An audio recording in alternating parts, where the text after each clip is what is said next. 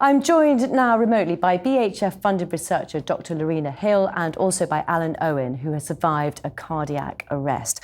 And thanks both for joining us. Alan, first of all, just tell us a little bit about what happened to you. Yeah, my life changed in 2022. I was playing football at Caldecott Leisure Centre, which is about an hour and a half from my house in Carmarthen. I was playing in a walking football tournament, and we played the first game, which is about a 10-minute sort of six-a-side game. And I was stood talking next to a colleague, and I collapsed in front of him. I had no symptoms beforehand. Luckily for me, he was a police officer, an ex-police officer. He turned me over and put me in a recovery position. And another colleague of mine who I was playing foot with, who was an ex-army officer, came over and saw that my heart had stopped and I had no pulse, so started CPR immediately. Our football manager called 999, which then the people at the staff at the Caldecott Leisure Centre came running across to the pitch with a defibrillator.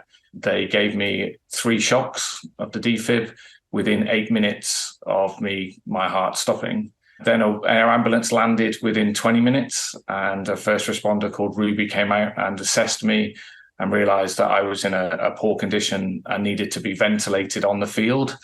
So they sent another air ambulance out, which arrived with a doctor on board to give me a general anaesthetic and knock me out and put me on a ventilator. And then I was taken to Cardiff Hospital by road ambulance. So a very traumatic situation. And I know, Dr. Hill, you work with patients like Alan, who was then fitted with what's called an ICD. So tell us about ICDs and also your research that you're doing with the BHF. So the ICD is a small matchstick box-sized device which is implanted below the left collarbone in the muscle. It's got a number of key functions. Its main function really is to shock or to give a discharge when the heart has a life-threatening arrhythmia. And for example, the situation with Alan, this is then implanted to prevent him having this life-threatening arrhythmia again.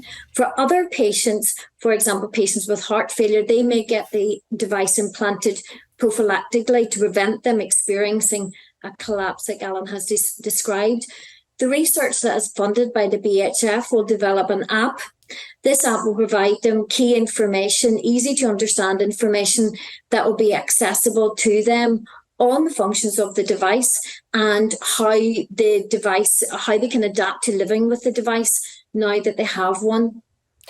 Alan, back to you, because it sounds incredibly lucky that what happened where it did. So what were you diagnosed with and how did it get to having an ICD and how did you find coping with it?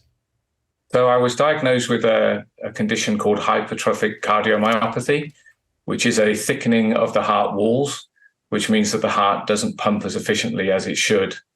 So it was recommended to me by the cardiologist at Cardiff Hospital that I have an ICD fitted, and it was explained to me by an ICD nurse what it would do. And it sounds really scary having this device implanted underneath your skin with 2 leads running to your heart and undergoing that procedure, but it would be there to support me and to go through the trauma that I'd had. And then that 11 days from having 2 stents fitted, having the cardiac arrest, to being told that you need an ICD. It's a lot to take in at that time for the family and the friends. But it's meant that it's given me a new lease of life in terms of I'm in a much better position than I was before. You know, I was a ticking time bomb before that I didn't know. And now I've got an ICD that controls and I'm on medication and I know the condition that I have and I live within the means of that condition.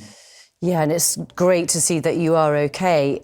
Back to you, Dr. Hill. Why is your research so important and what impact can it have on patients like Alan? So there's about 5,000 devices of these devices implanted in the UK every year. And with our current situation, many professionals do not have the time to spend with patients, giving them detailed information. So therefore, this app will give them very detailed evidence-based information in a way that they can understand. They will be able to access it at any time. It will be via an app.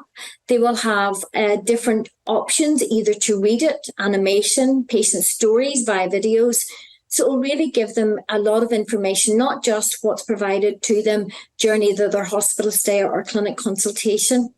And the content of it will be decided by patients for patients. So it will be extremely important. And I think it will make a real difference to patients like Alan in terms of their quality of life and how they adapt to living with a device. And why does funding from the BHF make such a difference to your work?